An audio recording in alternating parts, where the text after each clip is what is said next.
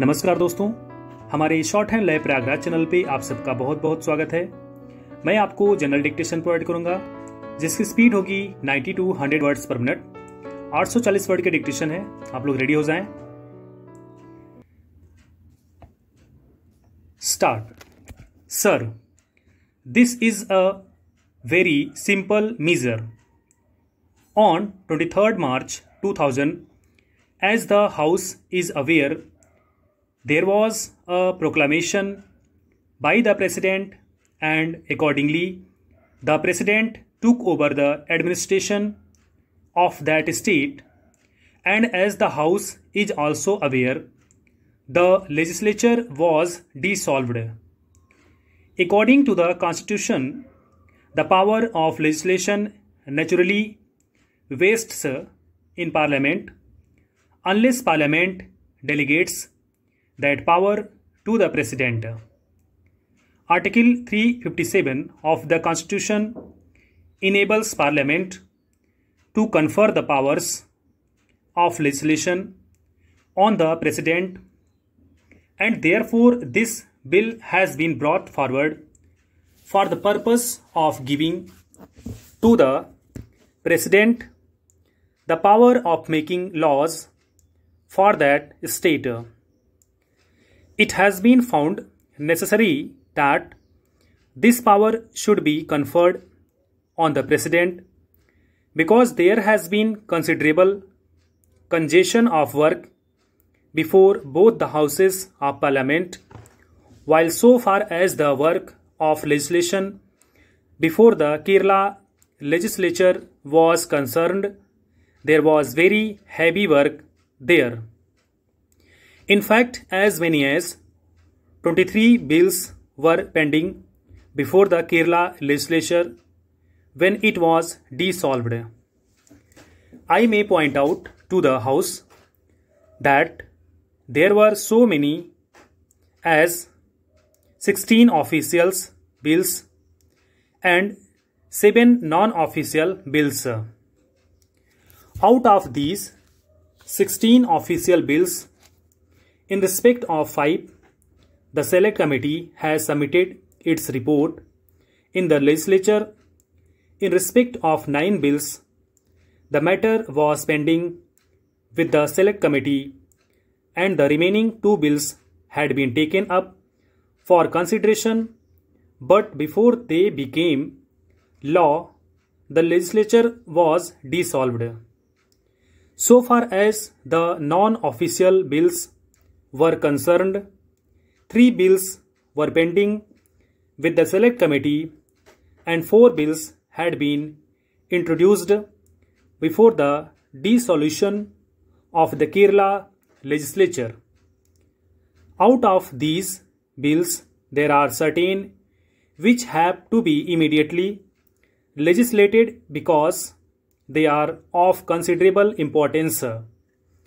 We have received advice that so far as 2 bills are concerned, they are of a very urgent nature, and they are the Kerala Irrigation Bill and the Kerala State Aid to Industries Amendment Bill. Both of these have to be attended to immediately. There are also 4 Land Reforms Bill, and the Government of India will have to consider to what extent the provisions of these bills have to be taken up. Certain rights are to be conferred on certain classes of persons, and the sooner these questions are considered, the better. As I already stated, there has been congestion or over congestion of work before both the houses of Parliament, and when this bill was drafted, 2 important considerations were taken into account. So far as President made laws in states were concerned, what the President had to do was to consult on an advisory committee. So far as this committee was concerned, originally The idea was that the members ought to be 10 from the other house and 5 from this house, but it was found that honorable members from Kerala were much more than this number. It was also felt advisable that on this advisory committee there ought to be members from other parts of India as well as those members who would take interest in matters relating to legislation in Kerala.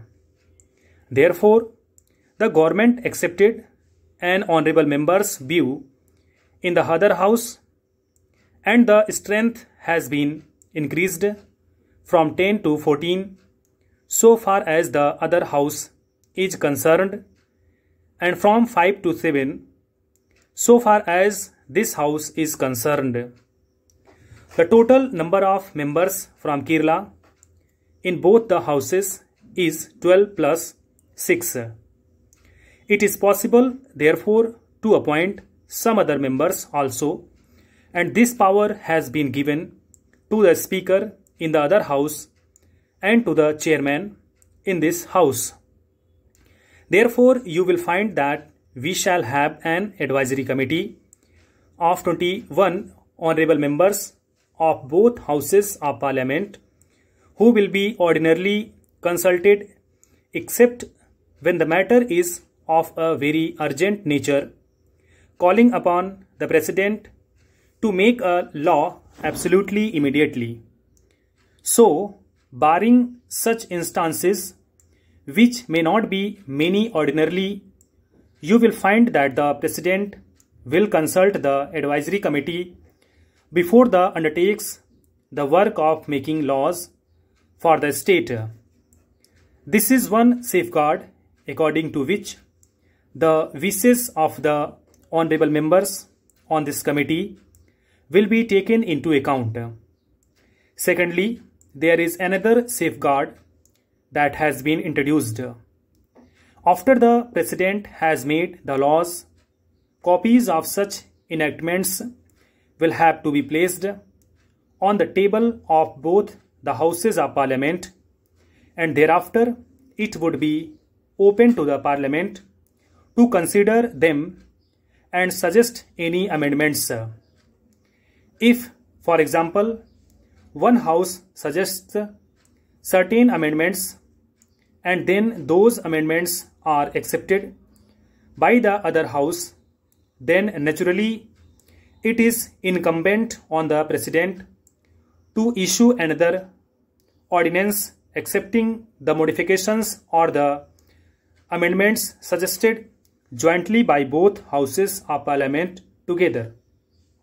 Thus, you will find that though the President is to be armed with legislative powers, these safeguards have been purposely introduced.